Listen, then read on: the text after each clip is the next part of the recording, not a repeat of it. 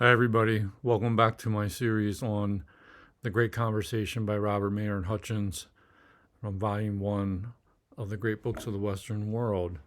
We're up to Chapter 3.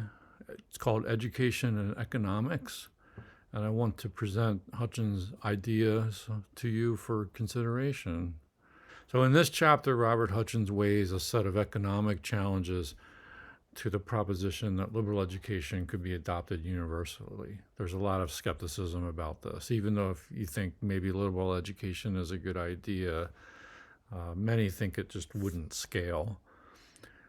But if liberal education is the best education around, is it possible for everybody to get one? That's hard to say. It has not really been tried. For Hutchins, the stakes are high because he believes that democracy requires its citizens to be liberally educated for it to work right. Here's a quote: "If the people are incapable of achieving the education that responsible democratic citizenship demands, then democracy is doomed.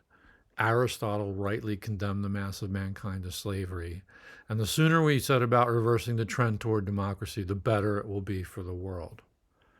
Now, those are the dire consequences he wants to avoid, and yet we should recognize that universal liberal education is going to be hard to achieve.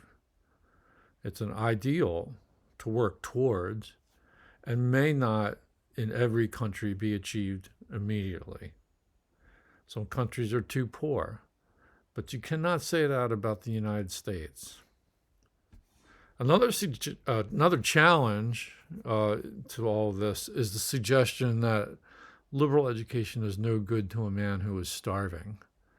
That is, first we must learn how to earn a living, and while earning a living, we probably won't have time for liberal education anyway, so why bother? Well, Hutchins admits that this challenge is valid for developing countries who have a paltry standard of living, but we cannot afford to forget that economic independence is not an end in itself. It's a necessary means to the good life. So, yes, admittedly, some technical training has its place in education, but the ultimate aim is a liberal education that teaches you how to appreciate life, how to think about its value, and so forth. Once you have a sufficient economic base, such as we have in the developed nations, liberal education becomes possible. Hutchins would want to replace our current educational system because he thinks it is too bloated, too wasteful, and too frivolous. Those of you who have been through 12 years of public school, 4 years of undergraduate college, and how many more years of graduate or professional school can probably identify with that statement.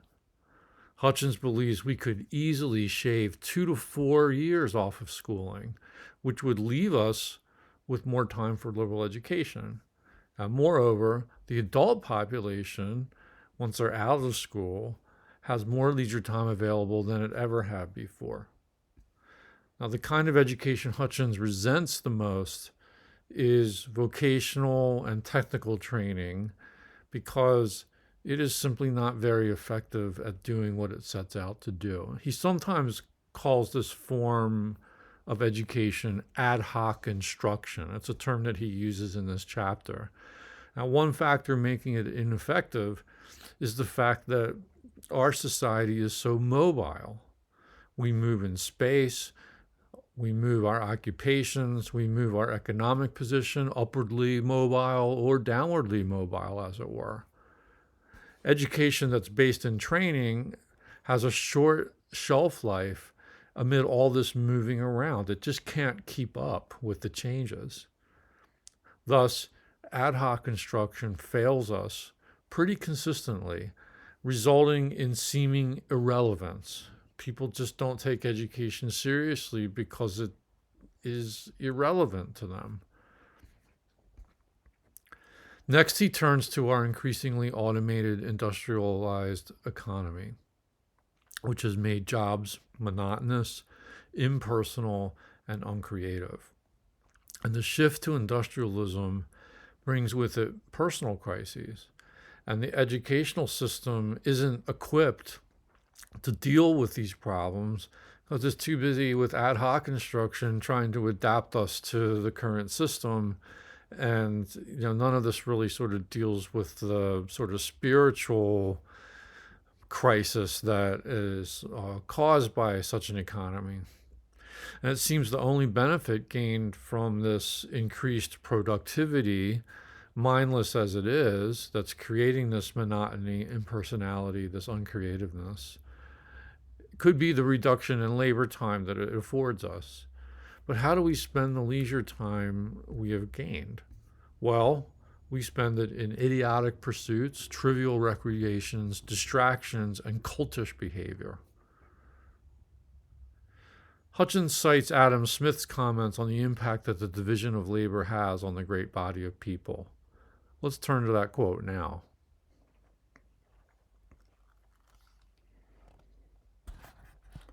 A man without the proper use of the intellectual faculties of a man is, if possible, more contemptible than even a coward, and seems to be mutilated and deformed in a still more essential part of the character of human nature. And the great body of the people, who by the division of labor are confined in their employment to a few very simple operations, in which the worker has no occasion to exert his understanding or to exercise his invention in finding out expedients for removing difficulties which never occur.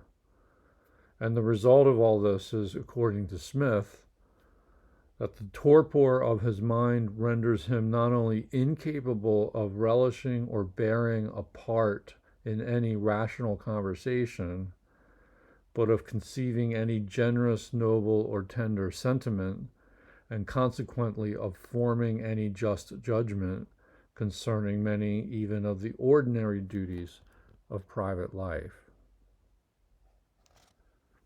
So we seem to be at an impasse. Industrialization and democracy seem inherently opposed. But Hutchins does not concede this point. He believes that the masses are capable of joining the great conversation that would make their lives more meaningful and lead them to reevaluate society's economic priorities. And the bridge that can join democracy with the industrial economy is liberal education for all, for everybody, not just for an elite, for all. Well, that's chapter 3, short chapter in the Great Conversation. Next up is chapter 4, the disappearance of liberal education. So we'll see what he has to say about that next time. If you like following along as I march my way through the Great Conversation, please subscribe to the channel, and there's a playlist devoted just to the videos on this book. And I hope you'll check that out and come back very soon. Leave a comment and tell me what you think about all this. Thanks for watching.